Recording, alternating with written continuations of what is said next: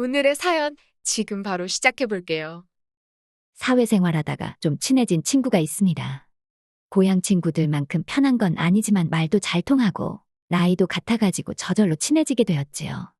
사실상 제가 직장이 생기면서 사는 지역이 달라져서 그런가 같이 술 마시거나 취미생활 공유할 만한 인맥이 없었기 때문에 집도 가까운 이 친구의 존재가 저한테는 엄청 컸습니다. 이 친구나 저나 둘 다 결혼은 한 상황이었지만 부부 동반으로 시간을 보내거나 하지는 않았지요.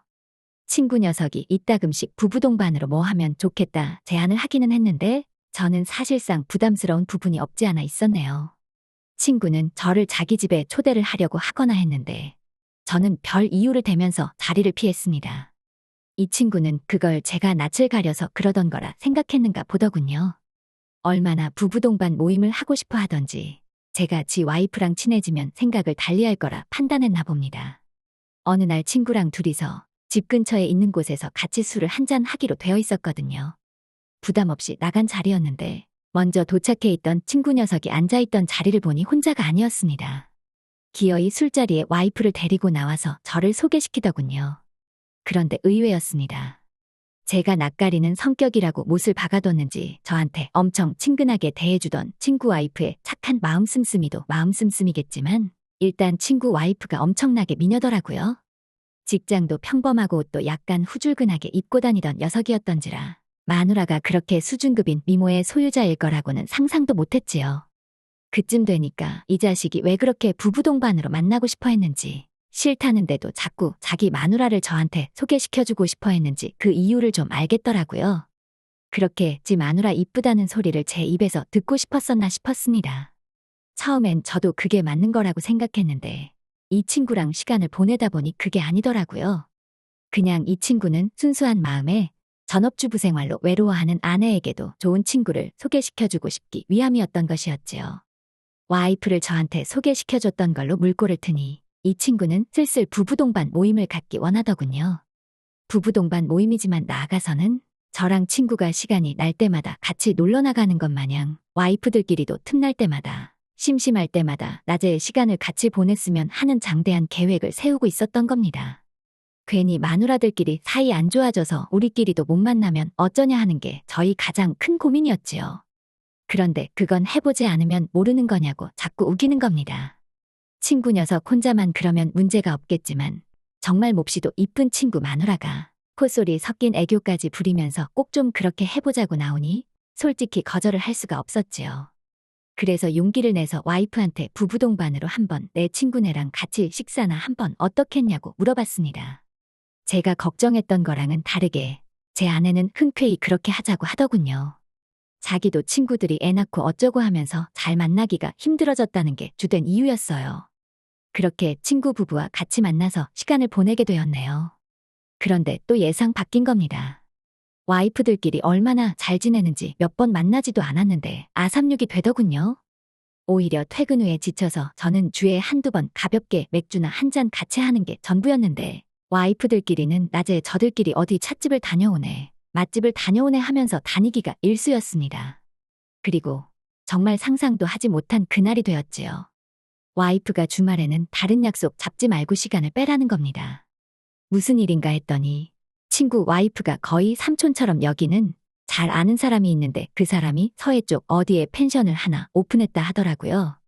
당장 휴가철 성수기도 아니었고 시작한 지 얼마 되지도 않아서 친구네 부부를 초대했는데 친구 와이프가 우리도 같이 가자고 했다는 겁니다.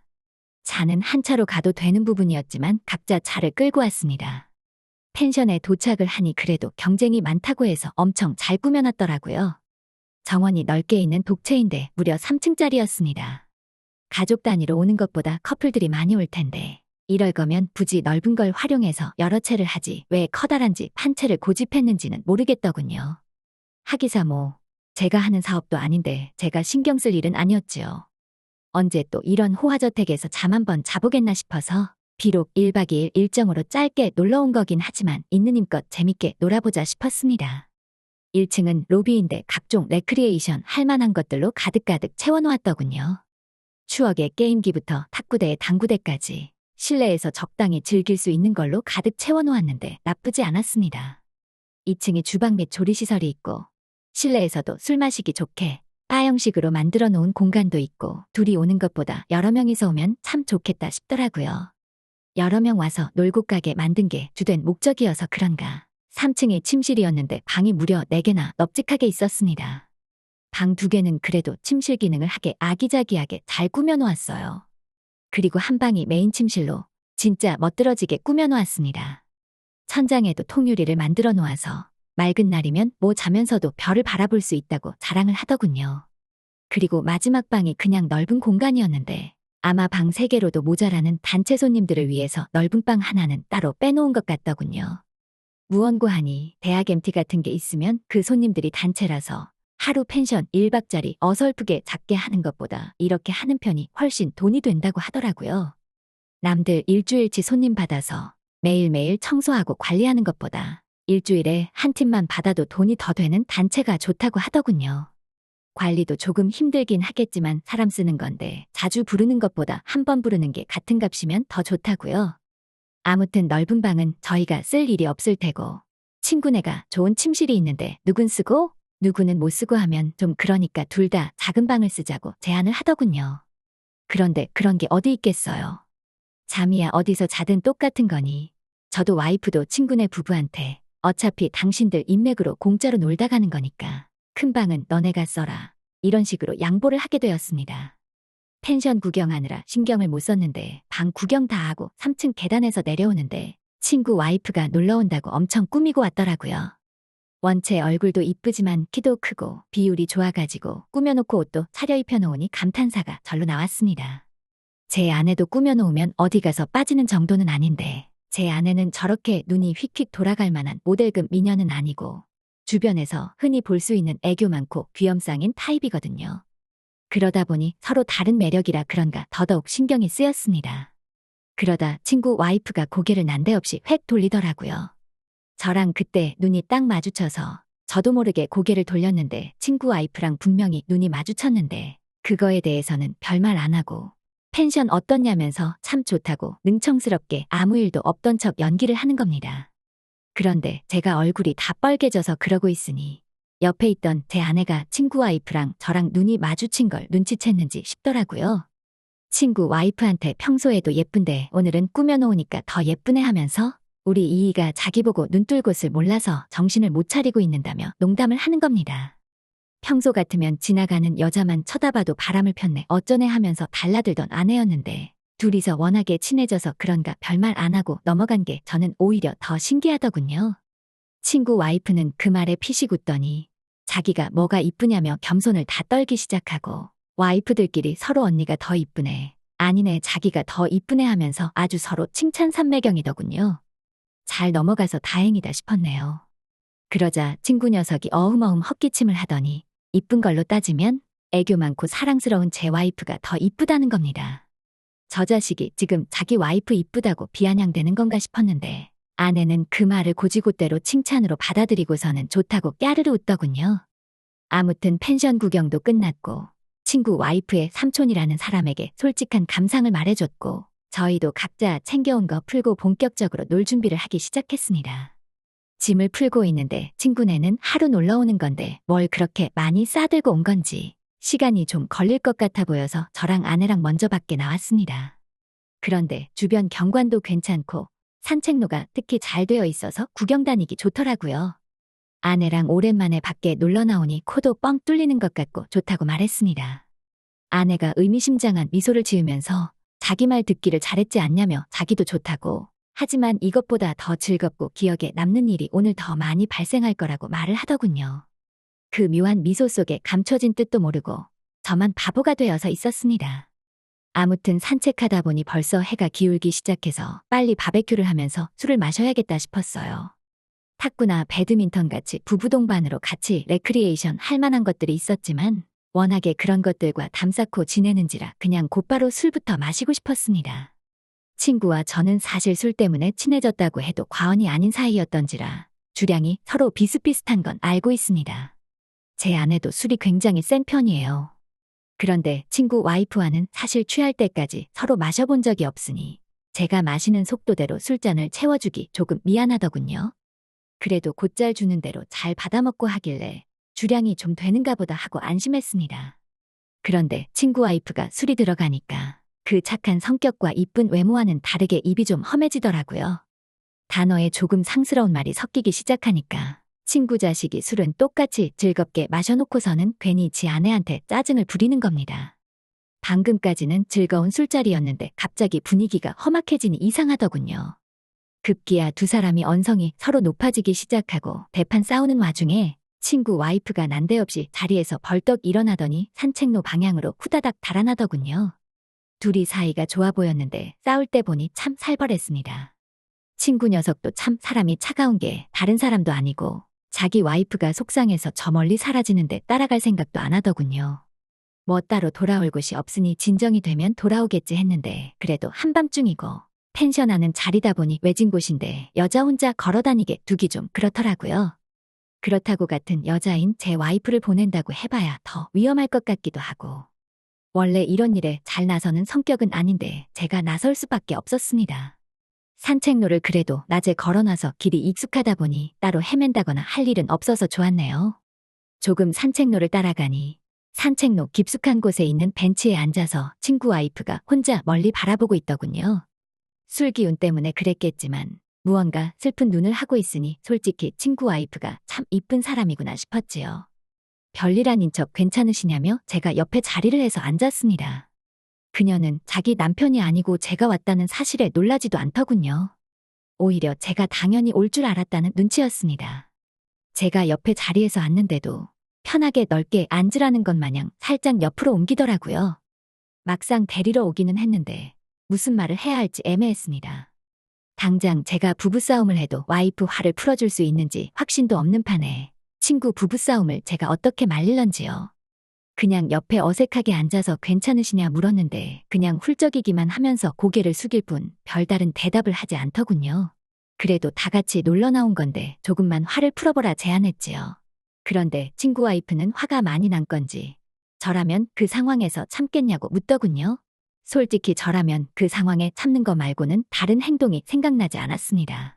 친구 부부 초대한 자리인데 와이프가 갑자기 입에서 상스러운 소리나 나오고 그러면 저라도 조금 민망해서라도 자제시켰겠지만 어쨌든 제 목적은 친구 와이프 화를 돋구는 게 아니고 달래서 데려가는 거였으니 대충 분위기 맞춰서 대답을 해줬지요. 한두 마디 맞장구 쳐주면서 대답을 해주니 친구 와이프가 저보고 참 상냥하다고 하더군요. 그러더니 언니는 참 좋겠다대요. 제 친구 녀석도 저처럼 좋은 사람이었으면 좋겠다고 하는데 아까 방금까지 눈물을 흘렸어서 그런지 밤이 어둑어둑했지만 밝은 가로등 조명 때문에 그랬나 그녀의 눈망울에서 빛까지 나는 것 같더군요. 오랜만에 느끼는 묘한 분위기에 무슨 말을 이어가야 할지 몰라서 그 다음부터는 아무 말도 못하고 옆에 앉아서 고개만 숙이고 있었습니다. 그러다 제가 화들짝 놀라게 되었습니다. 옆에 앉아있던 친구 와이프가 저한테 다가오더니 제 손등을 쓸어만지기 시작했거든요. 누가 보면 어쩔 거냐고, 왜 이러시냐고 했는데 잠깐이면 된다고. 자기가 지금 너무 상처를 받아서 그러니 위로 좀 해달라는 겁니다. 더 길게 끌면 시간도 한참 걸리겠고 당황스럽긴 했지만 무슨 의미가 있겠거니 싶어서 해달라는 대로 해줬습니다. 손을 내어주니 그녀가 난데없이 제 어깨에 기대서 잠깐만 이러고 있겠다면서 또 허락도 받지 않고 지멋대로 굴더군요. 자꾸 제 눈치를 흘끗흘끗 보는 게 이거 솔직히 제가 조금만 반응해주면 다음에는 입술이라도 내밀 판이었습니다. 제가 두 눈 꼭 감고 고개를 반대 방향으로 돌리고 숨죽이고 있으니 그녀도 어떻게 달리 방법이 없었겠지요.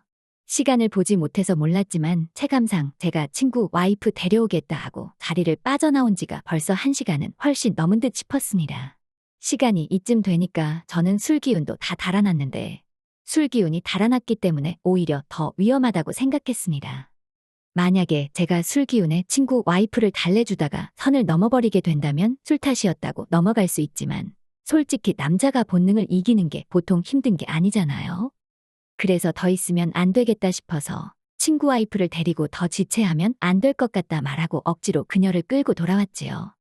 펜션으로 돌아오니 고기 구워 먹던 자리는 정리가 하나도 안 되어 있고 아내랑 친구의 모습이 보이지 않았습니다. 아마 시간이 늦어지고 술들도 많이 마셨으니 기다리다 먼저 돌아갔나 싶었습니다. 그래도 저희가 공짜로 숙박하는 건데 아무리 사람 써서 정리한다지만 뒷정리는 어느 정도 해놓아야겠다는 생각이 들었지요.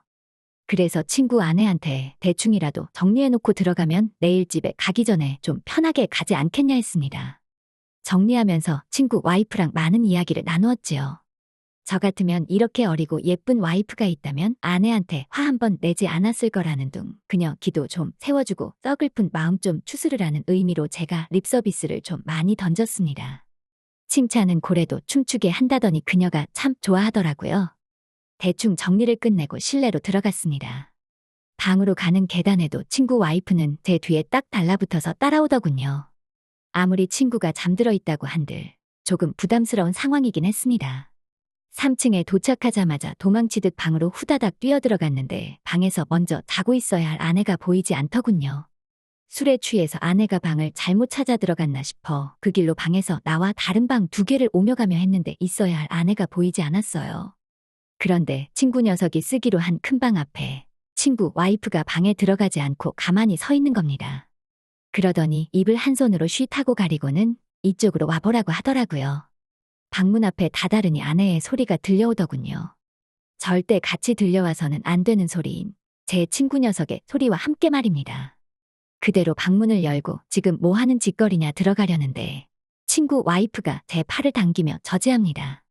그러더니 저를 잡아 끌고는 제 방으로 저를 데리고 가더군요. 그러더니 충격적인 고백을 하는 겁니다. 사실 저 빼고 친구 녀석이며 제 와이프며 다 이야기가 끝난 상황이었더군요. 제 아내가 저한테 이 여행의 진짜 목적에 대해서 설명을 해줬어야 했지만 평소에 저라면 당연히 거절할 거란 것을 알았기에 미리 설명을 해주지 않았던 거였지요. 사실은 친구와 친구 와이프의 다툼 또한 계획된 것이었고 친구 와이프를 데리러 갔을 때 친구 와이프가 저를 이미 설득한 상황이었어야 했다는 소리를 하는 겁니다.